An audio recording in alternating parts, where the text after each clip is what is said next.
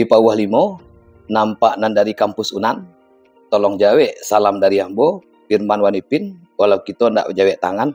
Assalamualaikum warahmatullahi wabarakatuh. Bapak Ibu, para pemirsa Ciloteh Wanipin yang baik hati dan dimanapun Anda berada hari ini, kita doakan semoga di pagi yang cerah ini, Bapak Ibu selalu sukses dalam melaksanakan aktivitasnya. Bapak Ibu, di pagi yang cerah ini, Firman Wanipin akan berciloteh ya. Ya sebagaimana kebiasaannya ya, Firman Wanipin itu kalau tidak berciloteh dia satu hari atau beberapa hari itu kepalanya kadang-kadang pusing. Karena banyak sekali hal-hal yang mau disampaikan kepada publik terkait dengan kondisi kekinian. Bapak Ibu, hari ini kita telah memasuki tahapan politik 2024. Nasib bangsa ini adalah tergantung daripada bagaimana tahapan demi tahapan ini dapat terlaksana dengan baik menjelang 2024. Untuk itu, ada beberapa hal atau ada 3 hal yang akan saya sampaikan kepada Bapak Ibu dan para pemirsa warga Kota Padang dan Sumatera Barat umumnya, yang barangkali ini perlu juga menjadi catatannya untuk ketua partai dan juga para pemangku jabatan yang ada di dalam kepartaian. Yang pertama adalah dalam proses penetapan dari bacalek menjadi caleg ya, kalau dari tanggal 1 Mei sampai dengan 14 adalah masa pendaftaran partai politik. Artinya masing-masing partai itu akan mendaftarkan siapa-siapa calonnya yang akan mereka utus akan bertarung di Pileg 2024. Jadi saya mengamati begini Bapak Ibu, ada proses yang kurang profesional saya lihat di beberapa partai politik yang akan bertarung di 2024 dalam menentukan dari bacalek menjadi caleg. Ada maksudnya kurang profesional dan kurang transparan. Artinya ketika seseorang posisinya menjadi bacalek ya, dia akan berubah nantinya menjadi DCS, menjadi DCT.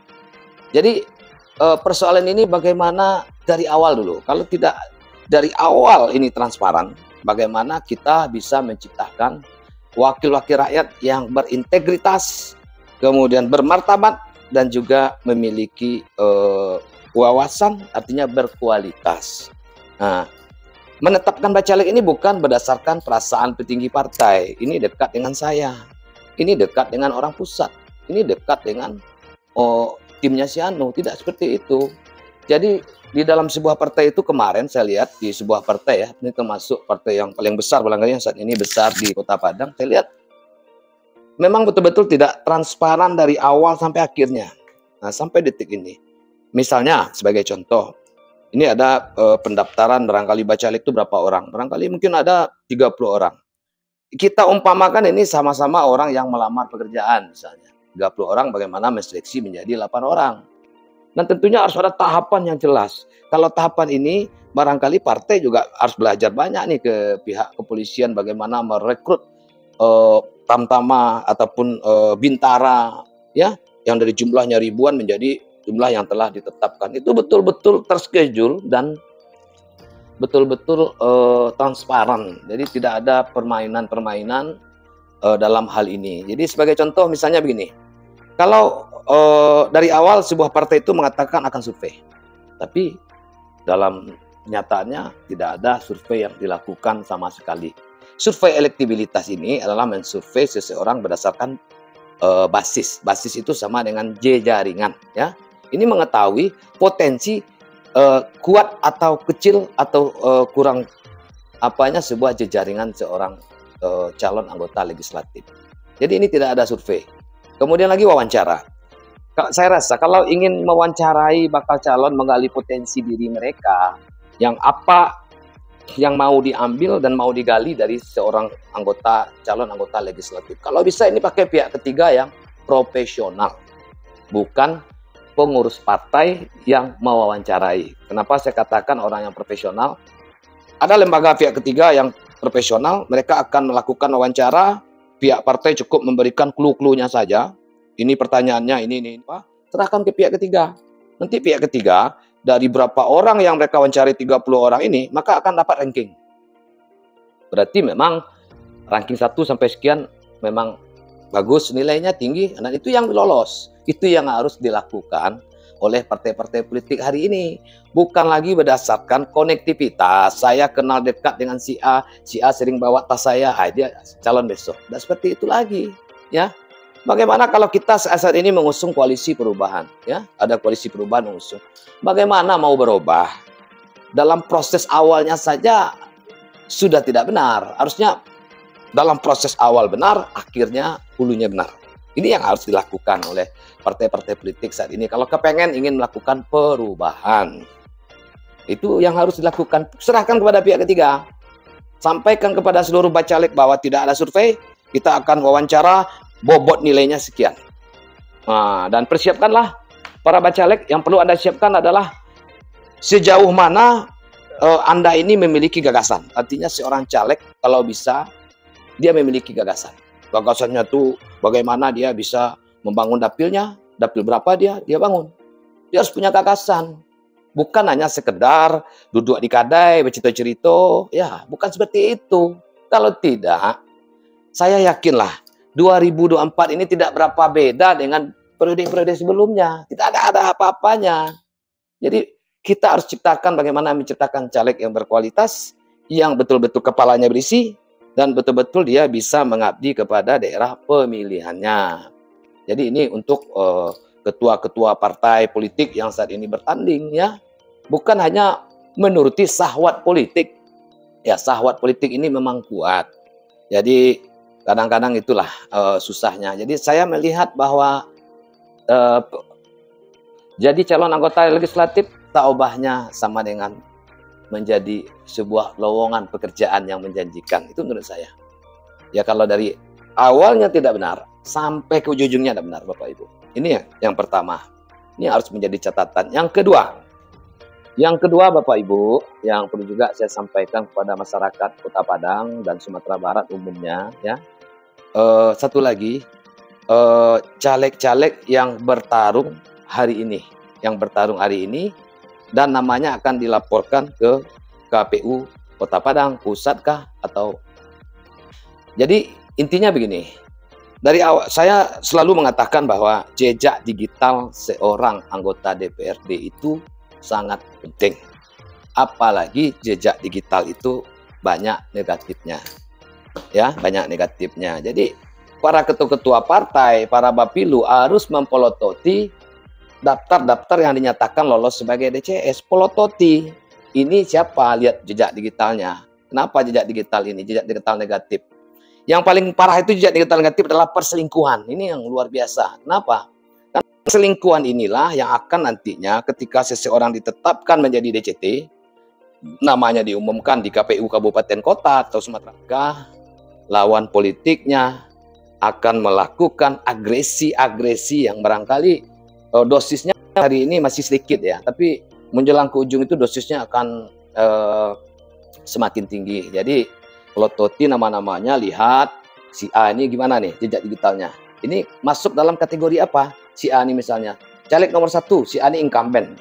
Nomor 2, dia ini caleg kutu loncat atau pindahan dari partai ini sudah berpartai-partai atau sudah 10 partainya, tapi dia tidak memiliki catatan jejak digital. Ini boleh. Nah, ini bolehlah.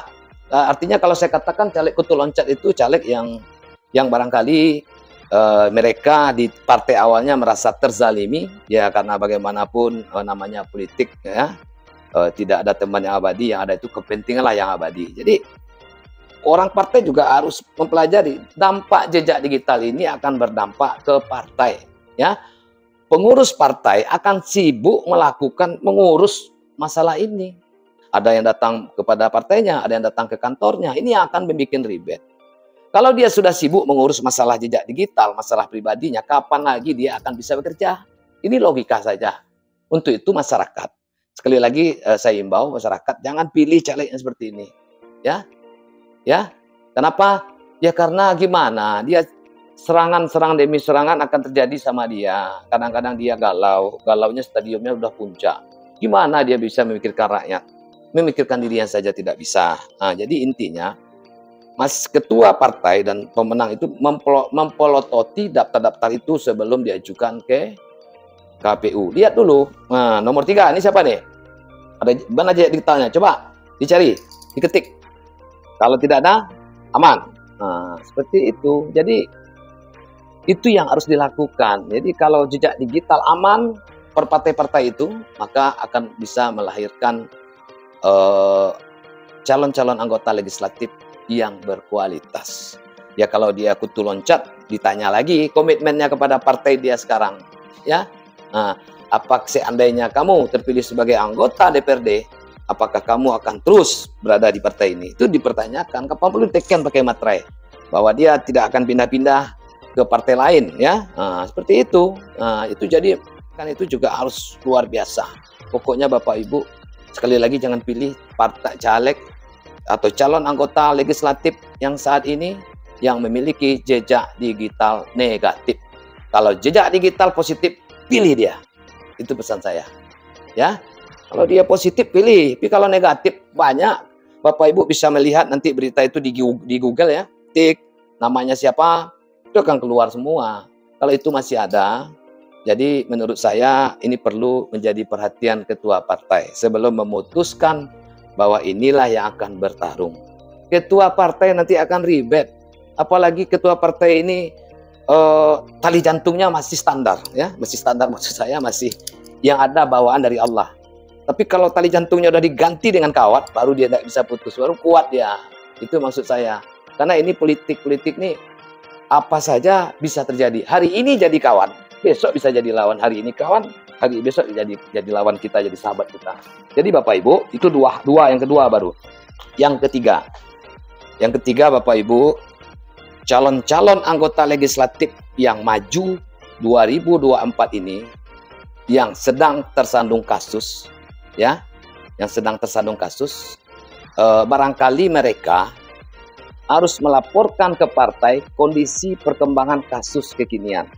Ya, ada juga misalnya salah seorang wakil ketua DPRD Kota Padang ya, yang tersandung kasus masalah masalah pokir ya, itu perlu diungkap ke publik. Jadi perlu disampaikan kepada publik, duduk persoalannya seperti ini, perkembangan kasusnya sudah masuk kitapan ini, supaya apa? Kalau ini clear ya, seseorang itu bisa maju dia. Ya, karena dia bisa maju lagi di periode ini. Tapi kalau persoalan ini menggantung, ya ini yang menjadi susah karena di masyarakat itu opininya telah terbangun. Kalau opini yang buruk telah terbangun di mata masyarakat, bagaimana cara opini dari yang buruk digeser kepada yang baik, itu membutuhkan waktu yang lama, tenaga dan pengorbanan yang luar biasa. Satu lagi juga kasus yang dulu sempat hot menjelang Lebaran, yaitu yang menimpa Ketua DPRD Kota Padang. Itu posisi kasusnya bagaimana? Ini juga harus disampaikan ke publik. Seperti apa kasusnya kekinian? Artinya kasus ini sampai hari ini menggantung. Dan pemberitaannya dan memang kabarnya dilaporkan ke pihak kepolisian, tapi perkembangan kasusnya nggak kelihatan hari ini. Karena masyarakat Sumatera Barat, Kota Padang menunggu-nunggu ini. Bapak Ibu, yang ditunggunya adalah perkembangan kasusnya. Kalau memang ini tidak terbukti, ya, kalau ini fitnah, maka kasus ini boleh dikatakan adalah dalam masuk kategori bisa pencemaran atau gimana. Ini bisa membuat seorang cara maju dengan aman. Tapi kalau kasusnya begini, stigma di masyarakat itu sudah terbentuk, kasihan kita, ya, kasihan kita. Jadi artinya apabila calon anggota DPRD yang maju sebagai DCS hari ini, ya, ini clearkanlah persoalan Anda yang ada hari ini, jangan dibuat menggantung ya. Kenapa? Karena ini ya seperti saya sampaikan, apabila Anda berpotensi ya dianggap bisa duduk sebagai anggota DPRD, ini akan lawan politik Anda itu akan melirik Anda gitu. Sesungguhnya kalau pertandingan Pileg 2024 ini, lawan itu bukan beda partai, tapi lawan itu adalah sedapil dengan Anda. Jadi intinya adalah, kalau anggota Dewan hari ini calon yang memiliki persoalan pribadi yang masih tergantung, selesaikan. Dan buka ke publik, sampaikan ke publik bahwa persoalan ini sudah selesai. udah aman, ini fitnah.